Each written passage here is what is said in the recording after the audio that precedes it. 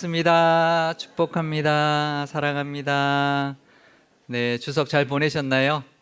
네, 추석도 너무 더웠죠. 네, 근데 비가 오니까 다시 선선해졌습니다.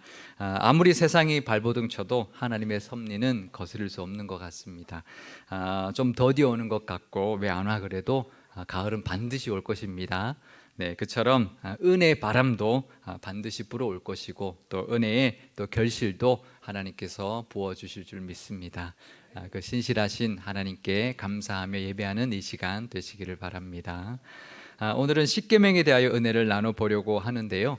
십계명을 한 계명 한 계명 자세히 살펴보기보다는 십계명을 주신 이유와 그 뜻, 또 은혜를 깨닫는 시간을 가져보려고 합니다. 십계명은 3,500년 전에 이스라엘 백성에게 주셨던 계명인데 지금도 우리에게 동일하게 주고 계십니다. 그리고 그 뜻과 이유도 사실 동일하다는 것을 우리가 알아야 합니다.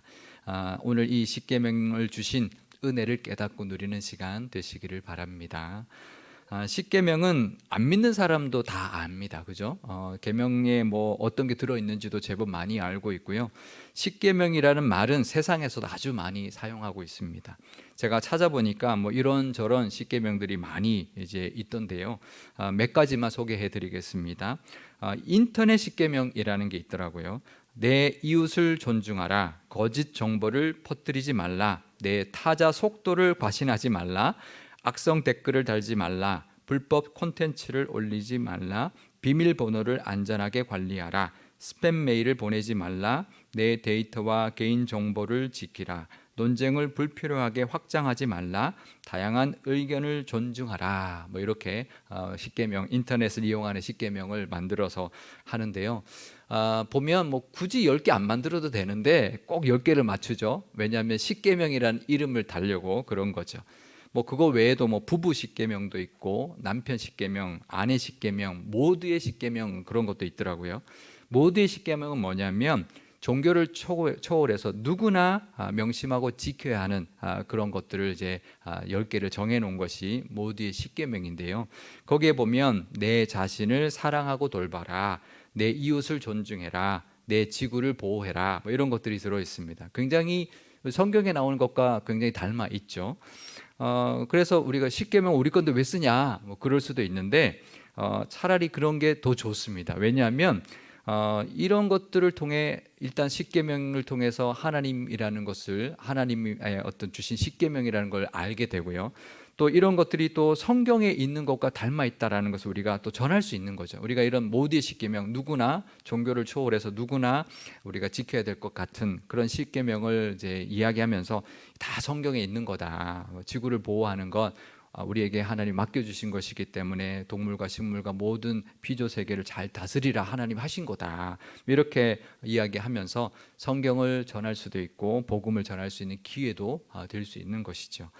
남편 십계명, 아내 십계명에는 참 재밌으면서도 공감 가는 내용이 많이 있는데요. 몇 가지만 알려드리면 남편 십계명 제1계명이 뭐냐면 아내가 항상 옳다, 그렇지 않다고 느낄 때도, 제2계명은 5분 뒤에 나갈 게는 30분을 의미할 수 있음을 기억해라. 우리 남편들이 왜 안 나와 그런 말 하면 안 됩니다. 5분이라는 말은 30분도 될 수 있다는 것을 기억해야 합니다. 제3계명은 아내의 새로운 머리 스타일은 꼭 알아차려라. 뭐 이렇게 이제 하고요. 또 아내 십계명은 제1계명 남편이 뭔가 고치려고 할 때 서비스 센터를 미리 불러라. 제2계명 남편의 농담은 웃어주어라. 심지어 웃기지 않아도. 또 제3계명 남편의 기억력을 믿지 마라. 달력과 알림을 적극 활용하라. 뭐 이렇게 이야기합니다. 뭐 재밌게 하면서 가장 기본적인 우리가 알아야 하는 그런 것들을 정해 놓은 것이 이제 십계명인 거죠. 이렇게 십계명은 어떤 뭐 모든 법의 기초, 기본과 같은 그런 것인데요. 그래서 이스라엘 백성들에게도 십계명을 주시고 난 다음에 많은 법들을 주셨습니다. 그래서 십계명은 첫 율법이면서 가장 기본이 되는 법인데요. 십계명을 주시고 난 뒤에 시내산에서 이스라엘 백성들에게 거의 한 1년 동안 머물면서 총 613개의 계명을 주셨습니다. 613개 계명은 248개의 긍정적인 계명과 365개의 금지 계명으로 되어 있는데요. 이걸 유대인들은 이렇게 해석합니다. 248개의 뼈마디로 되어 있는 인간이 365일 동안 지켜야 하는 하나님의 계명이다, 이렇게 이해하면서 받아들이고 있는데요. 근데 사실 그 전에, 이 십계명을 주기 전에 이스라엘 백성들에게는 율법을 주신 적이 없었습니다. 시내산에서 처음으로 십계명을 주셨고 다른 계명들도 주신 것인데, 우리가 출애굽기를 읽다 보면 좀 이해가 안 되는 부분이 나옵니다. 출애굽기 15장 25절 말씀입니다. 모세가 여호와께 부르짖었더니 여호와께서 그에게 한 나무를 가리키시니 그가 물에 던지니 물이 달게 되었더라. 거기서 여호와께서 그들을 위하여 법도와 율례를 정하시고 그들을 시험하실세. 그러니까 마라에서 쓴물을 달게 하실 때 법도와 율례를 정하시고 그들을 시험하셨다고 말합니다. 아직 율법을, 십계명을 주기 전인데 말이죠. 또 출애굽기 16장 4절 말씀도 읽어드리겠습니다. 그때 여호와께서 모세에게 이르시되 보라, 내가 너희를 위하여 하늘에서 양식을 비같이 내리리니 백성이 나가서 일용할 것을 날마다 거둘 것이라. 이같이 하여 그들이 내 율법을 준행하나 아니하나 내가 시험하리라. 만나를 내려주실 때도 내 율법을 지키나 안 지키나 시험하겠다라고 말씀하셨는데요. 아직 율법을 주시지도 않았는데 무슨 율법을 지키는지 안 지키는지 시험하신다라는 걸까요? 이게 무슨 뜻일까? 그거는 지금 하나님이 하고 있는 이 말씀을 따르는지 안 따르는지 보겠다라는 거죠. 하나님이 말씀하신 대로 하나 안 하나 보겠다라는 뜻입니다. 그렇다면 결국 하나님의 말씀이 율법인 거죠. 율법은 곧 하나님의 말씀입니다. 우리가 어떻게 613개의 조항을 다 기억하겠습니까? 그죠? 하나님의 말씀에 늘 귀 기울이고 그 말씀을 따라 그 말씀대로 살아가는 것이 하나님이 원하시는 것이라는 것을 우리가 알아야 하는 것이죠. 그렇다면 왜 율법을 주셨을까요? 그때그때 말씀해 주시면 되지 않을까요? 법은 있는 게 좋을까요? 없는 게 더 좋을까요? 없는 게 좋지 않을까요? 법이 없어도 되는 세상이 좋은 세상이 아닐까요? 천국에는 법이 있을까요? 없을까요? 저도 안 가봐서 모르겠는데 아마 없을 것 같아요. 왜냐하면 하나님이 통치하고 계시고 하나님의 말씀이 늘 있는 곳이니 천국은 법이 없어도 되죠. 하나님이 법이시니까. 근데 이 땅은 어떨까요? 이 땅에는 법이 필요합니다. 왜냐하면 법이 없으면 얼마든지 인간은 악해질 수 있기 때문입니다. 악이 우리를 가만히 두지 않기 때문인데요. 악이 우리를 유혹해서 죄에 빠지게 하기 때문이고, 그렇게 또 우리에게 해를 입게 만들기 때문입니다. 밤에 운전하는데 아무도 안 지나가는 횡단보도 빨간불에 우리 차를 운전하다가 그냥 지나가면 될까요? 안 될까요? 경찰도 없고 단속 카메라도 없으면 그냥 가도 되나요? 아니죠. 그러다 보면 언제 사고 날지 모르는 것입니다. 그 사고로 나도 피해를 입을 수 있기 때문입니다. 예전에 모 방송에서 밤에 횡단보도 신호를 잘 지키는 차들에게 상을 주는 그런 프로그램이 있었습니다. 다들 너무 좋아하더라고요. 상을 받으니까. 근데 어느 운전자가 이렇게 말하는 것이 아직도 제가 생생하게 기억이 나는데요. 당연한 것을 했다고 상 주는 세상이 되면 안 된다고 생각한다는 거예요. 그러니까 자기가 상 받아야 되고 상 주려고 하는데 그렇게 말하니까 좀 당황하겠죠. 빨간불에 서는 게 당연한데 다들 그러지 않으니까 그런 사람을 특별하게 상을 주는 거 좋은 세상 아니라는 겁니다. 오히려 상 받는 것을 마다하고 그것을 창피해야 한다라는 것이죠. 그런 세상은 좋은 세상이 아니죠. 법을 지키는 세상, 법이 있어서 안전한 것이 오히려 좋은 세상인 것입니다. 세상에는 그래서 법이 필요합니다. 그래서 믿는 자들에게도 율법이 필요한데요. 왜냐하면 우리가 살아가는 곳이 바로 세상이기 때문입니다. 율법은 구원받기 위한 길이 아닙니다. 구원받은 사람이 살아가는 길인 것이죠. 갈라디아서 3장 11절 말씀입니다. 또 하나님 앞에서 아무도 율법으로 말미암아 의롭게 되지 못할 것이 분명하니 이는 의인은 믿음으로 말미암아 살리라 하였음이라. 그러니까 구원은 오직 믿음으로 받는 것입니다. 하지만 율법이 있어야 되는 이유는 율법이 없으면 죄를 깨닫지 못하기 때문입니다. 그래서 우리에게 율법을 주셔서 구원받은 우리가 죄 가운데 살지 않고 거룩한 하나님의 자녀답게 살아가기 위한 길잡이로 주신 것입니다. 로마서 3장 20절 말씀입니다. 그러므로 율법의 행위로 그의 앞에 의롭다 하심을 얻을 육체가 없나니 율법으로는 죄를 깨달음이니라. 죄를 깨닫고 죄 가운데 살지 않게 하는 것이 바로 율법을 주신 이유라는 것이죠. 하지만 그뿐이 아닙니다. 그뿐이 아니라 죄만 짓지 않게 하기 위함이 아니라 구원받은 자가 복으로 가는 길로 안내해 주는 것이 바로 또 율법입니다. 왜냐하면 십계명은 의무 규정 같지만 그 안에는 약속하신 복들도 들어있기 때문인데요. 출애굽기 20장 6절 말씀입니다. 나를 사랑하고 내 계명을 지키는 자에게는 천대까지 은혜를 베푸느니라. 하나님을 사랑하고 하나님의 계명을 지키는 자에게 천대까지 은혜를 주시겠다라는 것이 율법을 주신 하나님의 마음인 것입니다. 얼마나 복 주시기를 원하셨으면 천대까지 은혜를 주신다 하셨겠습니까? 출애굽기 20장 11절 말씀입니다. 이는 엿새 동안에 나 여호와가 하늘과 땅과 바다와 그 가운데 모든 것을 만들고 일곱째 날에 쉬었음이라.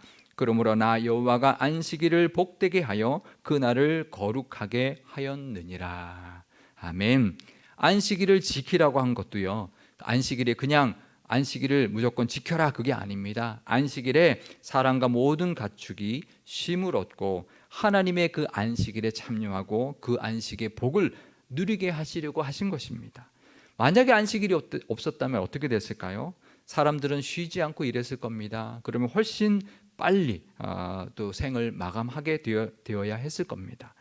사람을 향한 첫 번째 계명인 제5계명에도 복을 약속해 주셨는데요.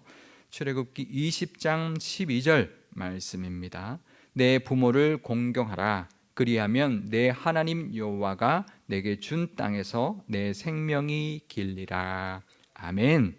내 부모를 공격하라가 아닙니다. 네, 웃는 분은 왜 웃는지 아는데요.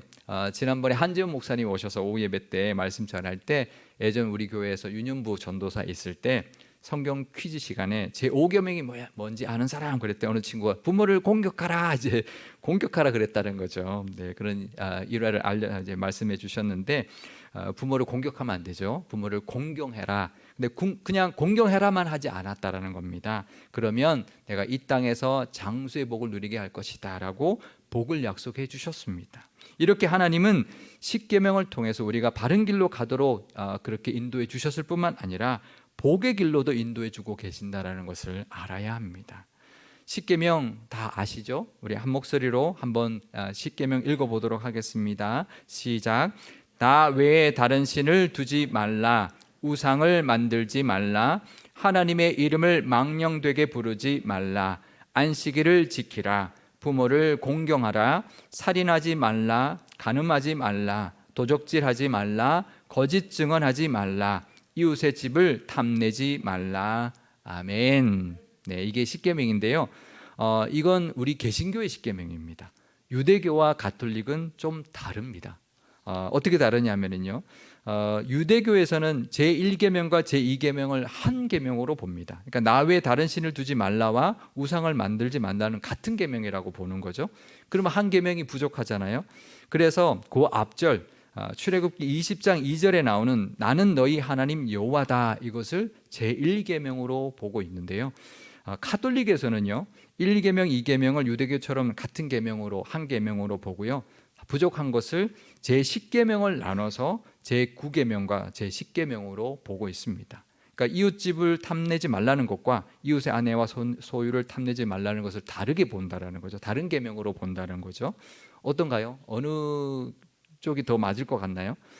저는 개인적으로 계명의 관점으로 본다면 우리 개신교 분류가 더 맞지 않나 이렇게 생각을 합니다. 왜냐하면 네, 아멘까지 나왔습니다. 네, 이게 나는 너희 하나님이다라는 거는 뭐 맞는 말씀이고 하나님의 말씀이지만 우리가 지켜야 되는 계명은 아니지 않나 이렇게 생각이 되고요. 또 나 외 다른 신을 두지 말라는 것과 우상을 만들지 말라는 것은 뭐 같다고 볼 수도 있지만 사실 좀 구별해야 합니다. 왜냐하면 다른 신, 우상을 만들지 않고도 다른 신을 얼마든지 둘 수 있거든요. 그리고 내가 우상을 얼마든지 또 만들 수 있거든요. 그래서 다른 신을 두는 것과 내가 우상을 만드는 것은 구별해도 얼마든지 다른 계명이다라고 볼 수 있는데요. 하지만 십계명을 어떻게 나눈다 해도 그 큰 맥락은 같습니다. 앞부분은 하나님을 향한 계명이고 뒷부분은 사람을 향한 계명인데요. 그래서 예수님이 이 계명, 이 십계명과 전체 율법을 정말 간단하게 요약을 해주셨습니다. 마태복음 22장 36절에서 40절 말씀입니다.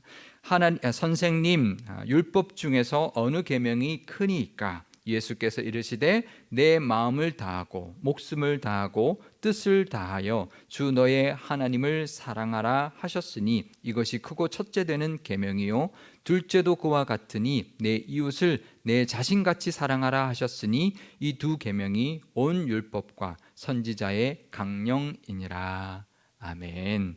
그러니까 하나님을 사랑하고 내 이웃을 내 자신같이 사랑하라는 것이 모든 율법의 강령이다라고 말씀하셨는데요. 강령이 뭔가요? 우리가 잘 안 쓰는 표현인데요. 일의 근본이 되는 큰 줄거리 이런 뜻입니다. 헬라어로는 크레마타이라는 단어를 쓰고 있는데요.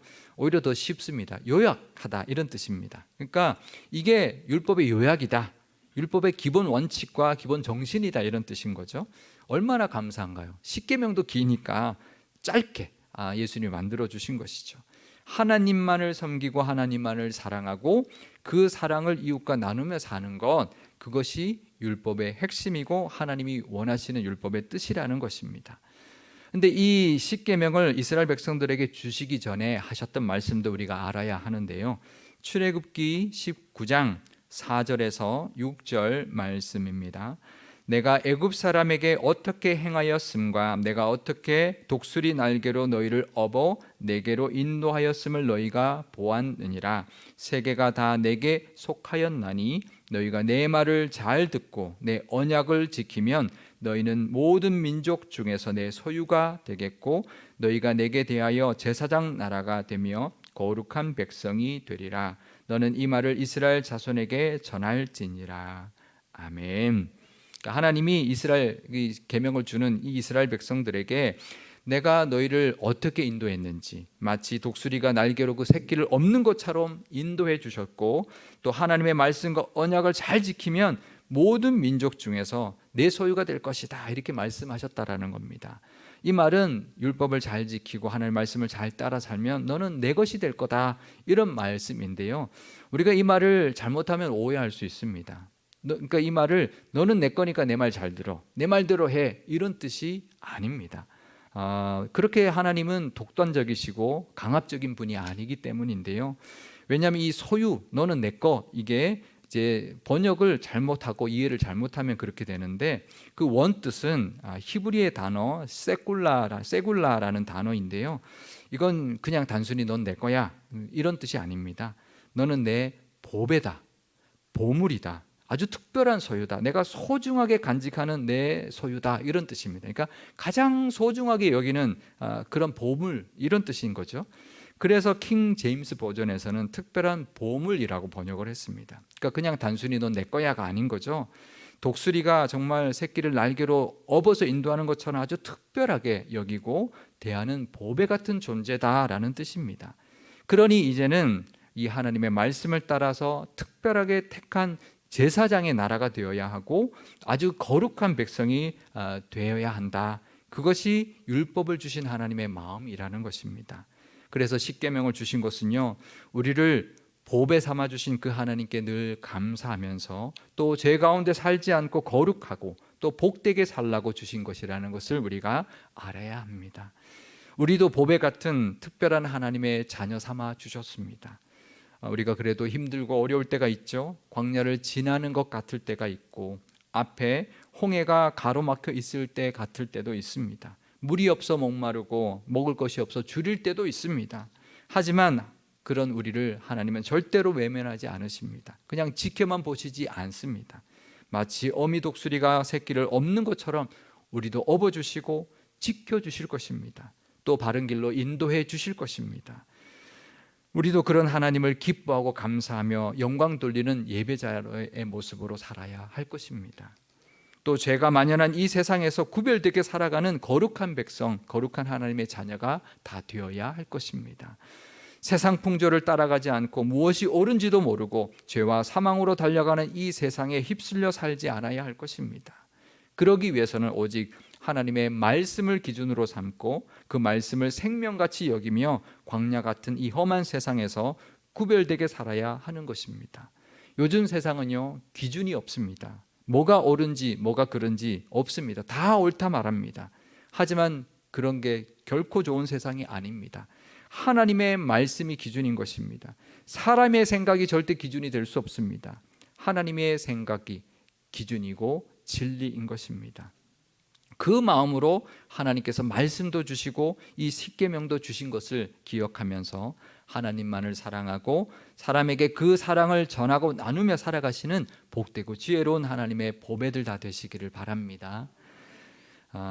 또 믿음으로 살아가다가 힘에 겨워서 지치고 벅찰 때도 있을 것입니다. 그럴 때는 우리를 위하여 십자가를 지신 예수님을 바라보면서 예수님의 그 대속하심의 은혜로 모든 죄를 다 사해 주시고 우리를 보배 삼아 주신 그 길로 늘 인도해 주고 계시는 하나님의 사랑과 말씀의 은혜도 다 받아 누리시는 저와 여러분과 우리 교회가 되시기를 주님의 이름으로 축원드립니다.